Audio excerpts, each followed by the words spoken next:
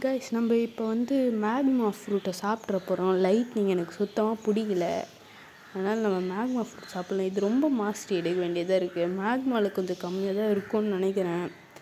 அதனால தான் இப்போ மேக்மா சாப்பிட்லான்னு முடிவு எடுத்திருக்கேன். அதை அவேக்கன் பண்ணும், இன்னும் நிறைய பண்ணும். அது கண்டினியூஸாக வீடியோ வரும். இப்போ நம்ம மேக்மாவை சாப்பிட்றலாம். இன்னொன்று மேக்மாவே முதல்ல இருக்கான்னு வேறு செக் பண்ணி பார்க்கணும். சரி வாங்க இப்போ செக் பண்ணிடலாம் மேக்மா என்கிட்ட இருக்கான்னு. மேக்மா இல்லையோ, இல்லை போல கைஸ், இல்லைன்னு இங்கே இருக்கு கைஸ். சரி பக்குனிச்சு மேக்மா இல்லையோன்னு. சரி இப்போ சாப்பிட்றலாம் மேக்மாவை. மேக்மா சாப்பிட்டாச்சு. இப்போ கொஞ்சம் மாஸ்டரி மட்டும் கிரைண்ட் பண்ணிட்டு வந்து பார்க்கலாம்.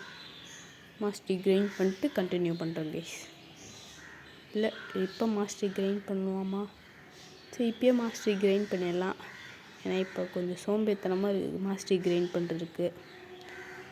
சரி கைஸ், நான் இப்போ ரோல் பண்ணலான்னு வந்துட்டேன்.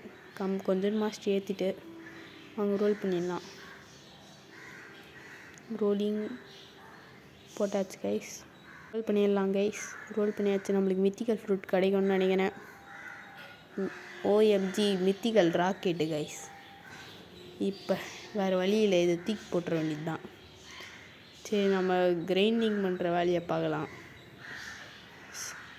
மேக்மாவில் முடிஞ்சளவு கிரைண்டிங் பண்ணி 2 மாதத்துல எடுத்துக்கணும். 2 இதுவும் பவர் தான் அவேக்கன் பண்ண முடிஞ்சுது.